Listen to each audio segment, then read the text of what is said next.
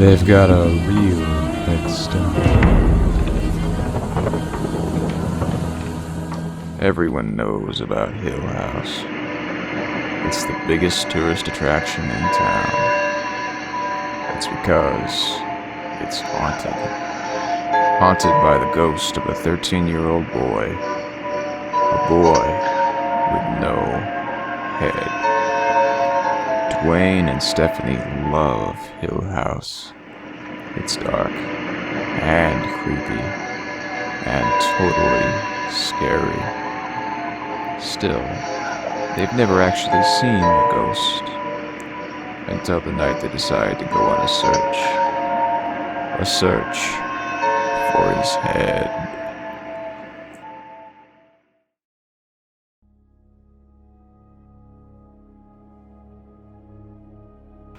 Welcome back to Goosebumps Overviews, the show where we talk about Goosebump books and judge them on their merit.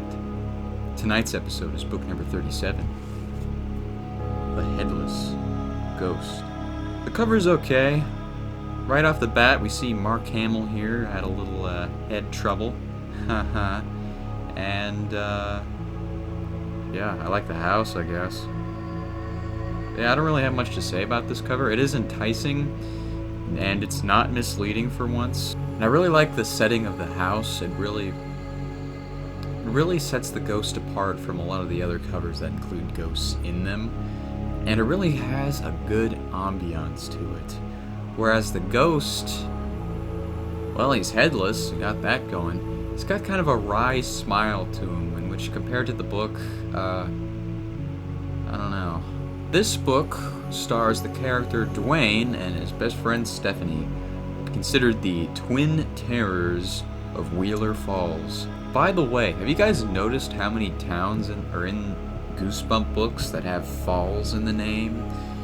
Dark Falls, Goshen Falls, Wheeler Falls. I feel like that's a trope all on its own at this point. These kids, their main story is that they like to go around and scare other children. That's their thing. I guess they wear masks and tap on people's windows. They throw bugs into kids' beds. All that fun stuff. And it's kind of ironic because one of the characters, Dwayne, is a complete and utter pussy, and we'll soon see why. See, the town of Wheeler Falls is well known for Hill House, the resident haunted house. As you know, all small towns have a haunted house. I feel a little left out now. Hill House is home to plenty of ghost stories. It was built a long time ago by a sea captain who built this house for his wife so they could retire. But unfortunately, when the sea captain went back to sea, he never returned. His wife, stricken with grief, abandoned the house, and the ghost of the sea captain wanders, hopelessly searching for his wife. And then there's the story of Andrew, the boy who lost his head. He was a good man. What a rotten way to die. And there's many more ghost stories, like a crazy lady who trapped herself in a room full of porcelain dolls. A room that makes you have unexplained purple rashes. A boy who burned himself to death. A woman who fell down the stairs. And a guy who got trapped in a dumbwaiter and got cut up, I guess. That one was kind of weird. The house is now a tourist attraction and Dwayne and Stephanie's favorite place to go. They go so many times that they can get in for free. These guys are just obsessed with this tour. But one day, Stephanie gets the bright idea to sneak off the tour and find the head of Andrew, the headless ghost. And that's where things get interesting. When I was first reading this, I was kind of getting excited because, hey, we got all these ghost stories set up. Are we going to see all these ghosts at once? Is this going to be some huge, crazy climax with a bunch of ghosts and the kids trapped in the house and they got to solve all these problems? Well, I'm afraid if that's what you're hoping for, you're in for a disappointment. One thing this book does well is set up a really good ambience, but that's about all it does, really.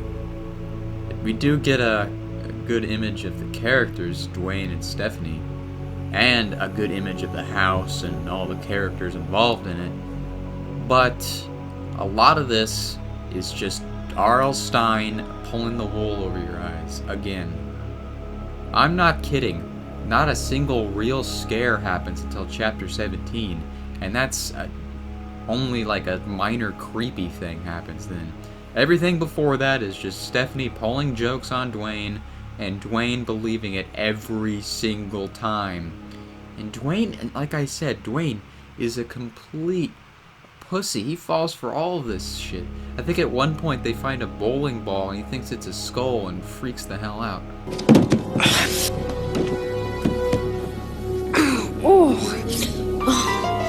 Clumsy fool! It's a head, not a bowling ball! I don't know how you confuse a bowling ball for a skull, but that happens. And the climax is about the only interesting or frankly scary thing that happens in this entire book. And then the ending, meh. Overall, this book just kind of left a sour taste in my mouth because I felt this book could have been way better, but it just pewters all that ambience built up for nothing. Nothing. That's just irritating to me. For the spoiler section, I'll start it off as thus. Dwayne and Stephanie come across this kid named Seth, and Seth says he's seen ghosts inside of Hill House, and he's willing to show Dwayne and Stephanie. Of course, Dwayne, being a pussy, he doesn't really want to do it, but he wants to prove to Stephanie that he can really be tough. And Stephanie, I think she might have a thing for Seth. Just a feeling. Just a subtle nudge I've been kind of getting while reading this. So, Seth tells him the story about this kid who got trapped in a dumbwaiter and died. And I was thinking, since the kid's trying to find the head of the Headless Ghost, maybe this dumbwaiter has something to do with it. It doesn't. It really doesn't. It's just kind of a thing that gets brought up and nothing comes of it. Just like all the other ghost stories that happen in this. They're brought up, forgotten about, no one cares. Seth reveals that he is the Headless Ghost, locks the kids in the pantry, and he says he wants to take Dwayne's head. Dwayne freaks out, Stephanie freaks out, they run around the house, and then they find the actual head of the Headless Ghost and the Headless Ghost. The Headless Ghost gets reunited with his head, and the ghost floats away. It says, "Thank you. Thank you." That's how he talks. In the episode, anyway, that's how he talks. Seth was just playing a joke. None of that was real. Turns out he's the nephew of one of the tour guides of Hill House, Otto. So after that, you're probably thinking, oh, everything got wrapped up in a nice, neat little bow. Well, it's revealed that the tour guides, Otto and Edna, were ghosts the whole time, and they don't do tours in that house anymore. Overall, I'm going to have to give this book a 4 out of 10. It has some great build-up, some okay characters, but in the end, it feels like it promised so much and gave us so little. There's just no payoff to this. And that is the biggest disappointment of all.